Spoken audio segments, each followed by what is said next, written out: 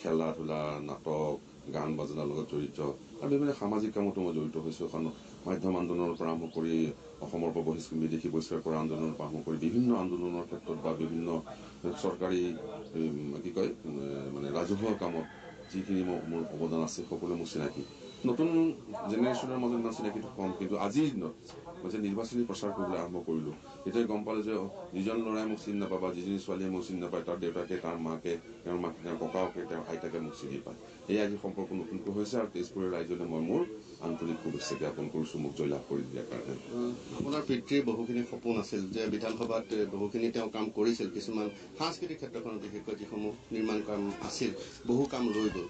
পিতৃৰ বহু সপোন আছিল, সেইসমূহ এতিয়া বিধানসভাৰ মজিয়াত দাঙি ধৰি কেনেকৈ পূৰণ কৰিব? চাওঁ, এখন মজিয়া পাম।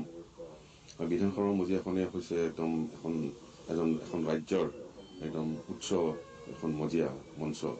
সেই মঞ্চত যদি মই ৰাইজৰ সমস্যা, সাংস্কৃতিক সমস্যা, বিভিন্ন অৰ্থনৈতিক সমস্যাৰ ওপৰত মই উত্থাপন কৰিব পাৰোঁ, নিশ্চয় মাননীয় অসম চৰকাৰে এই সমস্যাবোৰ সমাধান কৰি দিব। জ্যোতিচিত্ৰবন, ৰবীন্দ্ৰ ভৱন আদি আপোনাৰ পিতৃৰ অনুৰোধত হয়তো স্থাপন হৈছিল পৰ্যায়ক্ৰমে, সেই সম্পৰ্কে কি ক'ব? জ্যোতিচিত্ৰবন বেটাৰ এইখিনি সময়ত 67-68 চনৰ বোধহয় বাজেট ছেছনত যিটো গভৰ্ণৰে বক্তব্য আগবঢ়াইছিল, সেই গভৰ্ণৰৰ বক্তব্যত দেউতাই কৈছিল যে আপোনাৰ বক্তব্য আধৰুৱা হৈ আছে। আমি প্ৰস্তাৱ আগবঢ়াইছিলোঁ আপোনাৰ ওচৰত যে অসমত এখন জ্যোতিপ্ৰসাদ আগৰৱালাৰ নামত এখন ফিল্ম ষ্টুডিঅ' হ'ব লাগে আৰু গুৱাহাটীত এখন অত্যাধুনিক ৰংগমঞ্চ লাগে, আৰু বিশ্বপ্ৰসাদ ৰাভাৰ সেই প্ৰস্তাৱৰ বিনিময়তে অসম চৰকাৰে জ্যোতিচিত্ৰবন গঢ় দিলে আৰু ৰবীন্দ্ৰ ভৱন প্ৰেক্ষাগৃহ গঢ় দিলে। গতিকে মোৰো এটা আছে, ময়ো কৰিব চেষ্টা কৰিম যিমান পাৰোঁ। তেজপুৰ যিহেতু সাংস্কৃতিক নগৰী আৰু তেজপুৰত 3গৰাকী পুৰোধা ব্যক্তি আছিল, তেজপুৰত বহু এনেকুৱা অনুষ্ঠান প্ৰতিষ্ঠান আছে যিসমূহ এতিয়াও বহু জহিক হৈ গৈছে। আপোনাৰ পিতৃয়ে অভিনয় কৰা হওক, আপুনি অভিনয় কৰা হওক, বহু মঞ্চ এতিয়াও জহিক হৈ গৈছে, সেই সম্পৰ্কে?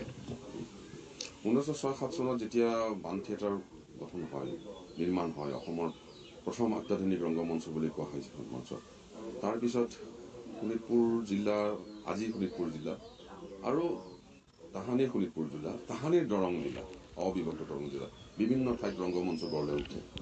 আৰু ৰংগমঞ্চসমূহে নিজৰ নিজৰ অঞ্চলসমূহত একোজন গায়ক, অভিনেতা, অভিনেত্ৰী, বাদক সৃষ্টি কৰিছিল। সেইবোৰ ৰংগমঞ্চ এতিয়া শোণিতপুৰ জিলা বা আমাৰ তেজপুৰ সমষ্টিৰ ওচৰে পাজৰে থকা আমাৰ ৰংগমঞ্চবোৰ উৱলি গৈছে। মই সেইবোৰ নিৰ্মাণ কৰিব চেষ্টা কৰিম যাতে সেই নিৰ্মাণ কৰা মঞ্চত আকৌ